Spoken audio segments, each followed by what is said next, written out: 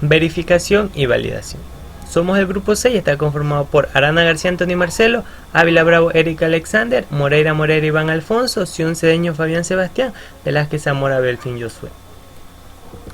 A menudo en la creación de un software o el desarrollo del mismo, este está propenso a tener muchos errores, ya que es desarrollado por un ser humano.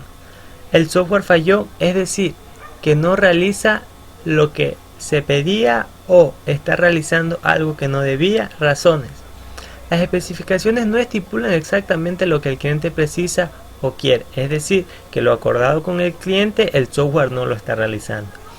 Requerimientos no se pueden implementar. Faltas en el diseño y faltas en el código. Los objetivos de la verificación y validación es evaluar la calidad de los productos, teniendo que probar o revisar el software para poder dar una idea de la calidad del mismo. Descubrir defectos para poder corregirlo. Entre ellos tenemos provocar fallas, que es una forma de detectar defectos, y otra sería revisando los productos. Los objetivos de aquello es que el producto, antes de ser liberado al mercado, pueda cumplir con la calidad y estándares que requiere. Verificación. ¿Qué es la verificación? Se enfoca más en el proceso de evaluación del sistema o componentes, ya que permite determinar si los productos de una determinada fase del desarrollo satisfacen las condiciones impuestas en el inicio de la etapa.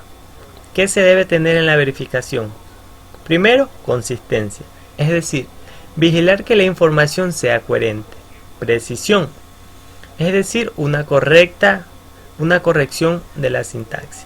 Y completitud, que son las capacidades que tienen para hacerlo de una manera deductiva. Lo que se hace en la verificación. Lo primero, se identifica las desviaciones con estándares y requerimientos. Segundo, se recolecta datos para mejorar el proceso. Y por último, verificar que el producto cumpla con los requerimientos, cumpla con los atributos de calidad y se ajuste a las regulaciones, estándares y procedimientos definidos. Hola, mi nombre es Belfín Josué y voy a darle lo que es la validación del software. En la ingeniería del software, el proceso de revisión verifica que el sistema de software producido cumpla con las especificaciones para lograr su cometido.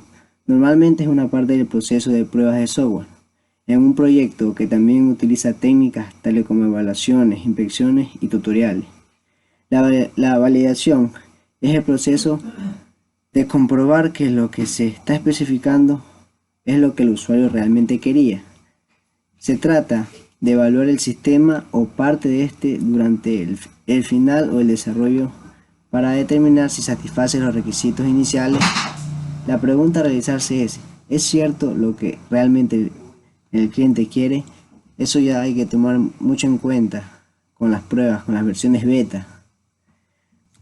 Otro aspecto de evaluar es la conformidad con la que especifican los requisitos, de que si el sistema es realmente óptimo, de que no se cuelga, entre otras cosas que al usuario le molesta. Todo eso hay que cuidarse en el momento de la validación. Un enfoque estructurado es una técnica que permite al analista la investigación de los requerimientos para nuestro sistema, ya que nos muestra el sistema o proceso de una forma lógica y manejable, al mismo tiempo que proporciona la base para asegurar que no se va a omitir ningún detalle que va a requerir nuestro sistema. Es un método el cual de manera manual o automatizada nos conduce al desarrollo de las especificaciones que nos ha dado nuestro cliente para el desarrollo de un sistema nuevo o la modificación de ya uno existente. Es considerado una herramienta muy útil y eficaz, capaz de describir y analizar el movimiento de datos a través de un sistema. El enfoque es el inicio estructurado, es el inicio de un proyecto para el desarrollo del sistema, porque ahí es donde nos van a dar los requisitos, los datos que el usuario quiere y los documentos para la creación del sistema. que permitirá alcanzar un objetivo. El enfoque estructurado introduce el uso de las herramientas de documentación gráficas para producir un tipo diferente de especificación. Conceptos que se relacionan con el enfoque estructurado son los símbolos gráficos, diccionario de datos, descripción del proceso y reglas y el proceso. En símbolos gráficos tenemos los diagramas de flujos, los cuales son un modelo lógico gráfico para representar de forma clara y precisa el funcionamiento de un sistema, paso por paso. El diccionario de datos, que es una lista organizada de todos los datos que pertenecerán a nuestro sistema, de una forma precisa y clara, para que no hayan ambigüedades ni malas interpretaciones. El diseño de módulo es un lenguaje orientado a describir los datos. La estructura de datos de la base, el tipo de los datos que hay en la base y la forma en que se relacionan entre ellos. Las restricciones de integridad es un conjunto de condiciones que deben cumplir los datos para reflejar correctamente la relación deseada. Y la operación de manipulación de datos son las operaciones agregadas como la modificación, borrado y la recuperación de datos en nuestra base. Y otro enfoque del módulo de datos es permitir describir los elementos de la realidad que intervienen en un problema, dado y la forma en que se relacionan entre sí. Y el proceso son el conjunto de todas las tareas relacionadas que van a permitir alcanzar nuestro objetivo, que va a permitir a nuestro sistema alcanzar el objetivo deseado por nuestro cliente. Y aquí en esta tabla podemos ver las diferencias entre un enfoque y diseño estructurado en una programación convencional y un enfoque y diseño estructurado en una programación dirigida a objetos. Se puede ver y apreciar claramente las diferencias más notorias, como es que en la programación convencional se consideran sus elementos principales y básicos, que es la entrada, el proceso y salida de datos. Se utiliza diagramas de flujos para representar de forma gráfica y clara el sistema. Consta de 5 fases, que es el análisis, diseño, codificación, prueba e integración, y asume una progresión relativa, es decir,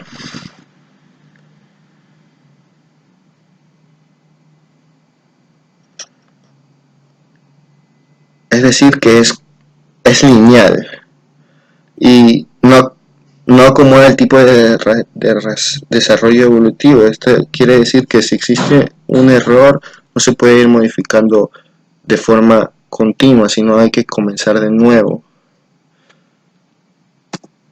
Y las herramientas más utilizadas, como dije, son los diagramas de flujos, diagrama de identidad, etc. Y el diseño inicia una vez culminada la fase de análisis. El análisis se llega solo a la fase de integración y no toma en cambio los cambios que ocurren dentro del sistema en el proceso. Eso es lo que quiero decir, que si existe algún cambio o alguna modificación hay que esperar de cero, sino comenzar de nuevo para integrarlas. En cambio, en el enfoque y diseño estructurado en una programación dirigida a objetos, se consideran sus elementos básicos, que son los objetos, las clases, sus atributos y sus métodos. Utiliza diagramas orientados a objetos para la representación gráfica del sistema. Consta de 4 fases: análisis, diseño, evolución y modificación. Permite proporcionar una descripción completa del problema, y si existe algún error o se debe agregar o modificar algo ya existente, no será tan costoso si está bien definida su su jerarquía de clases y las clases. El diseño inicia aún antes de la fase del análisis. Las herramientas, como ya dije, son los diagramas de objetos, diagramas de módulos, diagramas de clases, etc. El análisis está orientado a los objetos, y si los objetos están encapsulados, tanto atributos como operaciones, reduce la distancia entre el punto de vista de los datos y el punto de vista del proceso. Y el concepto OO es más simple y está menos relacionado con la informática que el concepto de flujo de datos. Bueno, ahora vamos a hablar de lo que es la descomposición del sistema, que abarca la última unidad de esta materia de programación orientada a objetos, que es validación y verificación de software. Es muy importante conocer lo que es la descomposición porque nos va a ayudar a tener una estructura de nuestro programa, nuestro proyecto más eficiente y más cómodo. A continuación, la introducción. Dice que cuando hablamos de descomposición de un sistema de información, nos estamos refiriendo simplemente a un estudio detallado, hablar de sus requerimientos con el fin de satisfacer ciertas necesidades de información, obviamente el usuario, porque el usuario siempre va a ser el que se va a beneficiar, obviamente también el programador, en este caso nosotros, y que sirva de base para el posterior diseño del sistema. Es decir, estamos haciendo que nuestro usuario se sienta cómodo con el diseño, la interfaz, etc. Y por eso necesitamos descomponer el sistema de información. Siguiendo esto, aquí una imagen posterior, la gráfica, en base a esto, la descomposición se basa en conceptos de varios tópicos importantes. Tales mencionados encaja precisamente cada uno de ellos y tiene relación y cohesión.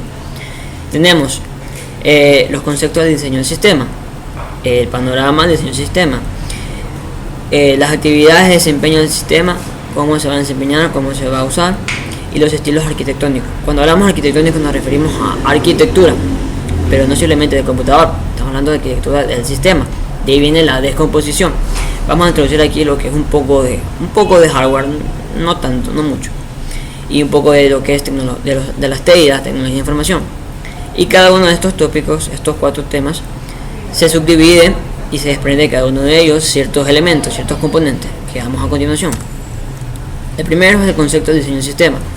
Encontramos aquí servicios, interfaces, subsistemas y clases, capas y particiones, acoplamiento y cohesión.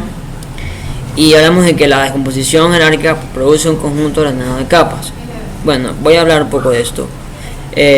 Siempre y cuando tenemos la interfaz, o sea, utilizamos el diseño respectivamente y luego tenemos la interfaz. Y dividimos ese sistema en un subsistema. Luego tenemos lo que son las clases. Nuestro programa siempre va a estar compuesto de clases, como es el caso de nuestra materia. Luego tenemos las capas y particiones, el acoplamiento y cohesión. Es decir, en el acoplamiento tenemos lo que es combinar el diseño con el programa, es decir, estructurarlo. Y en el caso de la cohesión tenemos lo que es adherirlos entre sí, o sea, unirlos. Esto es un poco lo que es el concepto del diseño. Tenemos lo que es el panorama de diseño. Sé que podemos encontrar un modelo de objeto. ¿Qué es un modelo de objeto para hacer referencia? Un modelo de objeto se define como todo lo que podemos encontrar en la programación orientada a objetos, es decir, desde, como dice su misma palabra, lo que es objeto.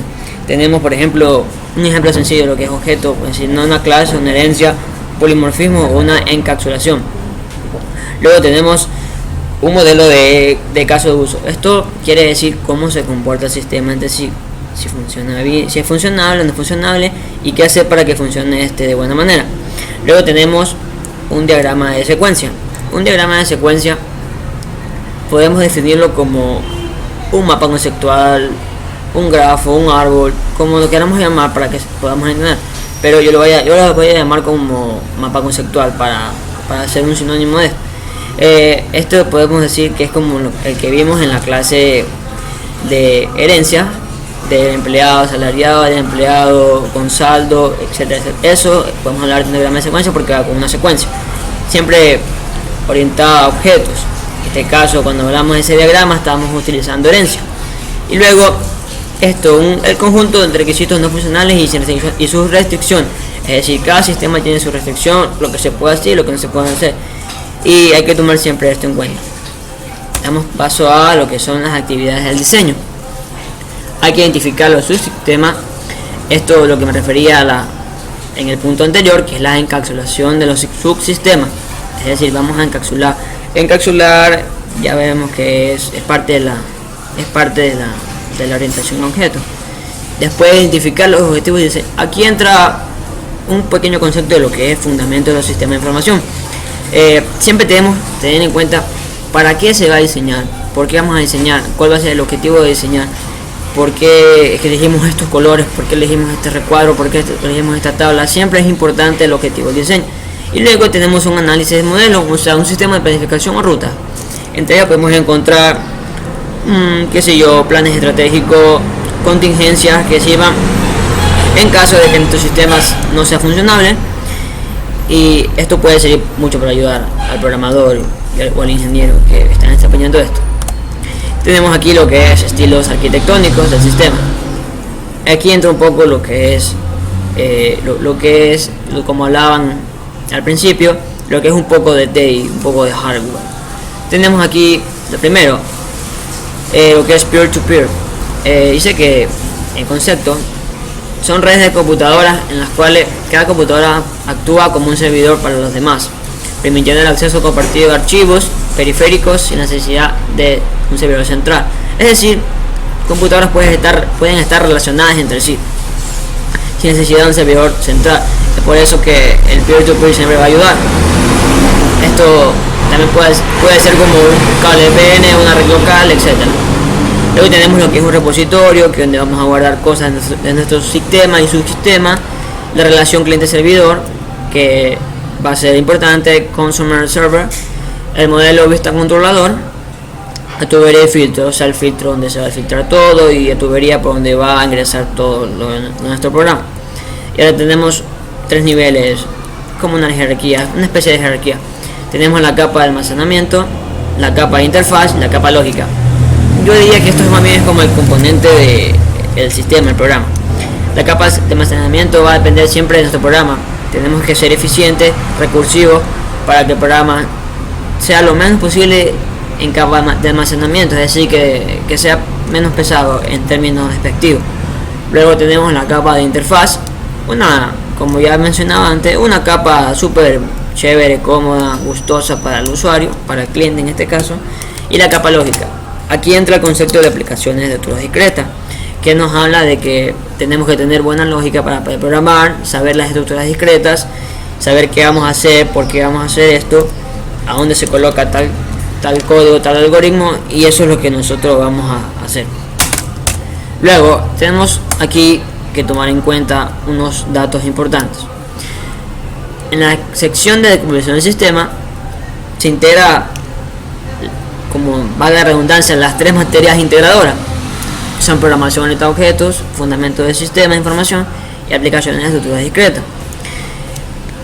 Muy aparte de que la programación nos proporciona el algoritmo, la estructura eficiente que requerimos para lograr nuestro SI, reunimos cierta parte de lo que la teoría de las materias integradoras, de fundamentos de SI y aplicaciones.